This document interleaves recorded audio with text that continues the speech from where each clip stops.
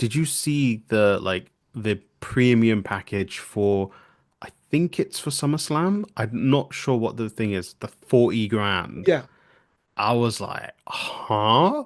yeah, Like I know it's like meet the superstars, go in the ring, transportation, stuff like that. I'm like, $40,000? That's above the average salary in the UK. right, Like for wrestling?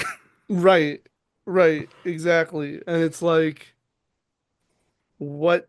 I mean, people are paying for it, but that's a lot Yeah, of money to put on one event or one series of events. I know, like, they get the yeah. Raw and SmackDown as well, and this and Hmm. that. So I don't want to say it's not worth it, but it's so uh extravagant and Yeah, so pricey that how the average person can't do that time and time again.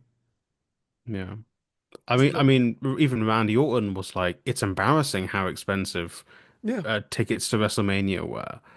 And it, like you said, they're pushing out devoted fans to welcome in only people who can afford the sport. And I don't know about yourself, but I've always seen wrestling as a very working class thing. I'm not, and I know the perception of working class when it comes to sport in particular is very negative, yeah, but it's working class in the sense that when it comes to the wrestlers, you can go, it's a true rags to riches thing. When it yeah, comes to the fans, you can be really close and intimate with these people who are like superheroes and like can embody all the positive things for the working class if the booker chooses to do so, kind of like Dusty Rhodes did a lot in the 80s. hmm, But it's very, very, it's basically doing what Bobby Roode promised in NXT, just corporate types filling the seats. yeah. That's so funny.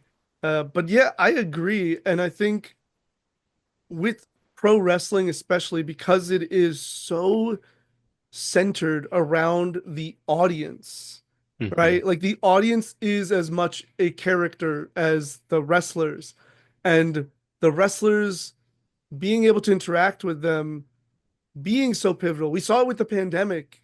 We Hmm. saw where no fans hurts the show.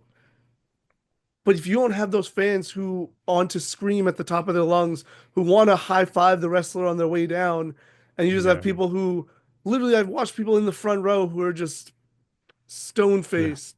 And I'm like, you're in the front row of WrestleMania or like the Raw after Mania, and Yeah. like whoever returned or whoever made a big, entrance, and you're just like, I'm chill. I'm like, Yeah. dude, do it would mean so much to have that seat to me as a huge Yeah. wrestling fan. But you're hurting the show and you're hurting the Mhm. fans. You're also hurting the wrestlers because Yeah. their inability to now connect with the fans because that lack of proximity, physical proximity, um, it's going to impact their performance, and it's going to Hmm. impact the aura and the presentation of the show and like the feeling of the show for the audience. Because fans cheering leads to other fans cheering, leads to the whole entire audience cheering. Like it doesn't happen, off of one chant. It's people coming together. And like, I mean, whenever you see people saying, "Oh, the crowd was dead at this show," it's a thing. People are like, the crowd were dead. They weren't invested. Dave Meltzer in all of his star reviews, like the crowd weren't into this show, the crowd weren't into this match. And it's like, yeah, because more and more you're getting people who are there to basically say, look, I went to the WWE, I went to a wrestling show.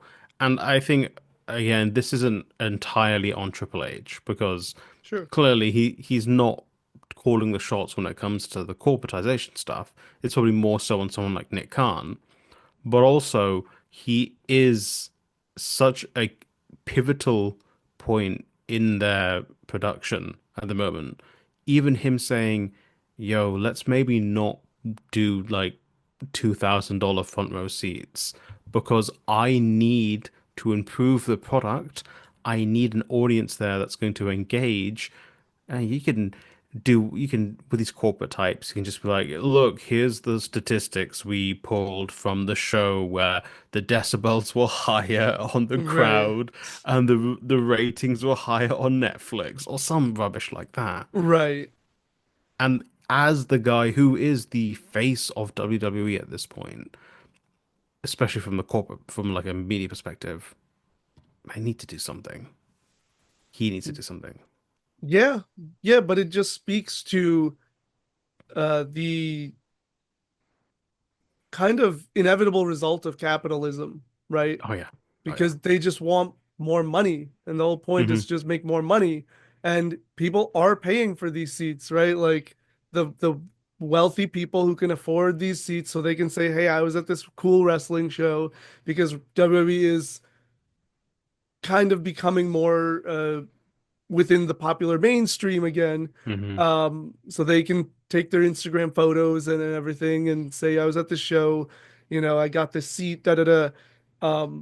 But again, you're now pricing out the middle and lower class that like built these Yeah. shows because they're true. Again, I don't like using that word, but I think people understand what I mean when I say true fans.